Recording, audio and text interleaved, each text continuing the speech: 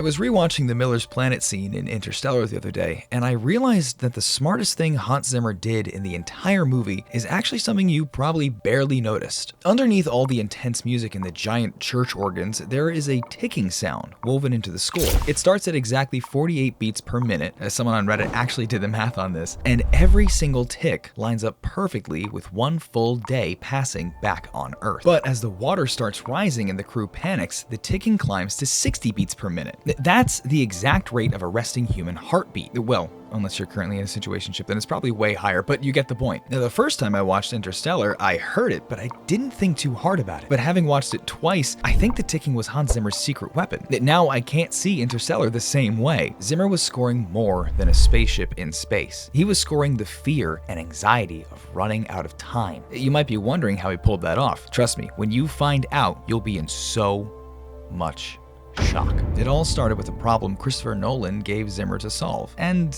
it was a strange one. As you know, Interstellar is a film about time. There are sequences where the characters land on a planet so close to a massive black hole that time starts moving quite differently. 1 hour on the surface equals 7 years back on Earth. And I was appalled when Cooper and his team figured it out. 7 whole years in an hour? That's almost like going to college 2 times. The daughter Cooper left behind ages 7 years while he's gone for what feels to him like an afternoon. The problem with film as a medium is deeper than you think. It exists in real time. You're sitting in a seat and time is passing at exactly the rate that it always passes for you. Nolan can tell you through dialogue that 7 years just went by. He can show you a character aging on screen, but what good is telling and showing when you can't feel it too? Most directors in that situation would just hand the problem to the editor. Cut faster, create urgency through rhythm, because they think editing and pacing is the only way to catch people's attention. But Nolan believed it takes more, and I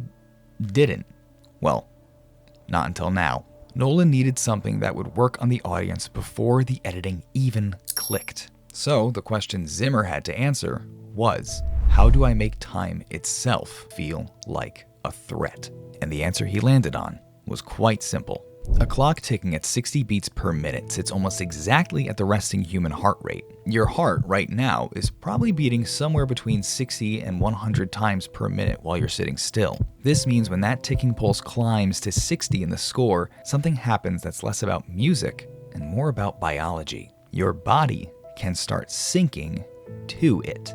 This is a real phenomenon I recently read about. It's called rhythmic entrainment. I know it sounds made up, but trust me, it's a real thing. Rhythmic external stimuli within the range of your natural heart rate have a measurable effect on your physiology. Your nervous system registers the pulse, and without any conscious decision on your part, it starts to align with it. Your breathing can slow or quicken toward it. Your heart rate syncs with it. This explains why one reggaeton beat can turn a quiet Latina into a full-time backup dancer in under 3 seconds. On its own, a 60 BPM tick is neutral, calming even. Some research suggests that slow, regular pulses tied to the heart rate window can actually reduce stress. The rhythm feels familiar, safe, like rest. And then Zimmer did the one thing most composers probably haven't tried before. He took that neutral, calming pulse and wrapped something enormous and dreadful around it. And because your body was already locked to the tick, it had no choice but to come along for the ride. The track Mountains is probably the clearest example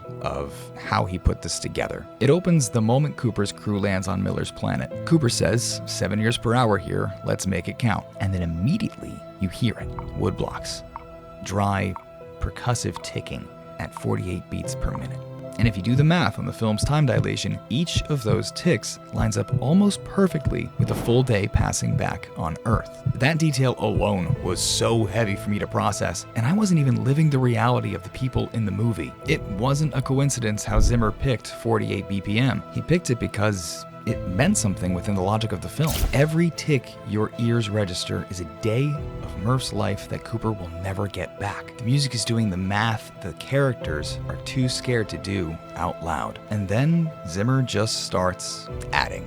Every 2 bars, something new enters. The violins come in playing to the rhythm of the tick, then electronics. Then the texture gets denser and higher in register, and the pressure in your ears starts to build in a way that feels almost physical. At the 2-minute mark, the organ swells with massive chords that surge exactly like the waves bearing down on the crew. and a choir pushes the whole thing over the edge into something close to overwhelming. The choice of organs as the centerpiece of all this is worth stopping on, because honestly, there probably wasn't another instrument that could have done this job. The organ breathes. The way air moves through its pipes gives it a quality that mimics respiration, and that's no coincidence in a score that's fundamentally about the body's relationship to time. Organs already sound ancient and huge before you even play. You've heard them in cathedrals. You've heard them at funerals. Zimmer knew exactly what the instrument brings into a room before he played a single note on it. Just like how your average performative guy talks about periods before anyone even asks him.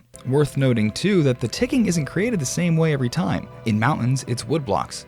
Elsewhere, Zimmer uses Colenio strings, where the bow is turned around and the wood dragged across instead of the hair. In other cues, he uses piano keys, and at certain points, hammers directly onto the piano strings from inside the instrument. The sound changes, the function never does. A clock. Time passing. Something you can't stop.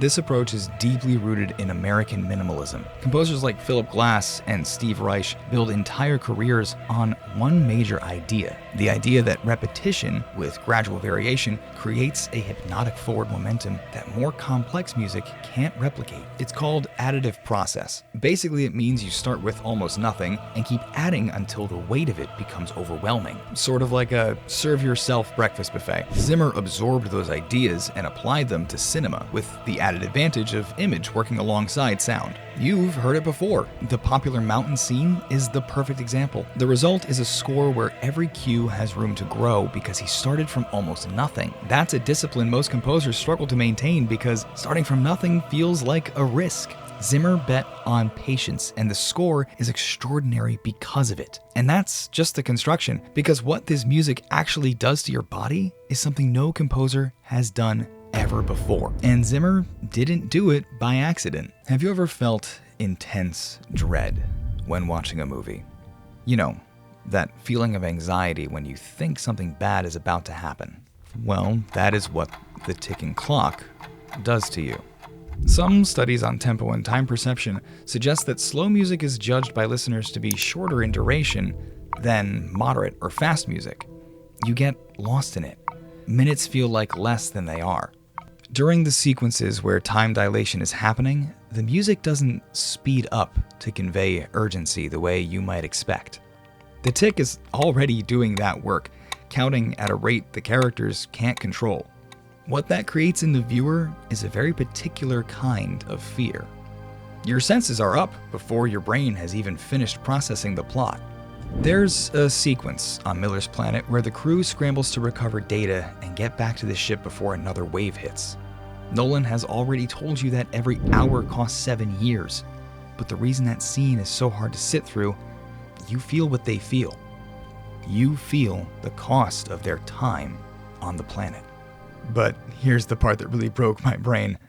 Zimmer pulled all this off without ever seeing a single frame of the film.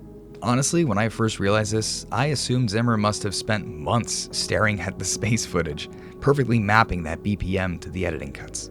But he didn't. When Zimmer wrote the emotional core of Interstellar, he was completely blind. He didn't even know it was a sci-fi movie. I know Hans Zimmer is already a legend, but learning how this actually went down somehow raised my standards for music all over again. Christopher Nolan basically refused to tell Zimmer what the movie was about. No title, no script, nothing. Instead, he just mailed Zimmer an envelope with a single typewritten page inside. It was a short story about a father who has to leave his kid. And Nolan gave him one rule. Spend one day writing whatever this piece of paper makes you feel, and play it for me. So Zimmer sat at his piano, thinking about his own son, and writes this really fragile, intimate piece of music, which then goes on to become Stay. It's tiny. It sounds more like something you'd hear at a small church on a Sunday morning than a massive Hollywood blockbuster. He invites Nolan over to his studio, plays the track, and when it finishes, Nolan just nods and goes, "Well, I suppose I better make the movie now." Zimmer was super confused. He's like, "Wait, what actually is the movie?" And Nolan finally drops the bomb. It's a massive, epic space movie about saving the entire human race. Zimmer panicked. He told Nolan, "I just wrote a tiny personal song that's never going to fit in a giant space movie." But Nolan knew something most directors don't. The space stuff was just the background. The actual core of the movie was just a dad, his daughter, and time slipping away. If Nolan had asked him to write music about spaceships, we probably would have gotten some cold electronic synth fest like 2001: A Space Odyssey, or a bunch of loud trumpets like Star Wars. Instead, we got a soundtrack about human grief, because Zimmer wrote the emotional truth first. And everything else, the massive church organs, the ticking clock, the overwhelming volume, was just built on top of that tiny, fragile piano piece. And there is one scene in this film where you feel every single layer of that at the same time. And if you've seen Interstellar, you already know exactly which one I mean. Now Cooper, having been gone for what felt to him like a few hours, sits down to watch the video messages his children sent him while he was away. His son is now a grown man. His daughter is the same age Cooper was when he left. Years of his children's lives reduced to a couple videos he can never get back. And the ticking is underneath everything. Just counting. The scene itself is basically just a man sitting in a chair watching videos, and yet it's one of the most devastating scenes in the film. The music is building pressure underneath. It really did work because I cried like a baby during that scene. Then Zimmer does something so cruel, he strips it back to silence. And in that sudden absence, the emotion doesn't go away, it increases. Your body was braced for the next wave, and the next wave doesn't come. And all that physiological readiness has nowhere to go except back in. The silence hits harder than any of it. He does this multiple times across the score. Build to a climax, cut back to near silence, reset, and build again. Every time you think you've adjusted to the stakes, something reminds you that they're higher than you thought. So what does a composer who can do all of that actually teach us? Most film composers, even very good ones, work in the business of emotional illustration. The scene is sad, so the music is sad. The scene is tense, so the beat gets faster. It's craft. And a lot of people do it beautifully, but it's essentially painting the same picture in two different mediums. What Zimmer did was something else. He made the music produce the emotion rather than describe it. You don't hear the Interstellar score and think, "Oh, this sounds anxious." You hear it and become anxious. And then you look up at the screen and find out why. And if you make music, that's maybe the most useful thing to take from any of this. Find the small, steady thing. Let everything else build around it. And if you enjoyed this breakdown of how sound can completely change the way you experience a film, there's something even stranger happening to films right now that many people haven't noticed yet. Stay tuned, because we will be talking about it in our next video. You don't want to miss it. See you there.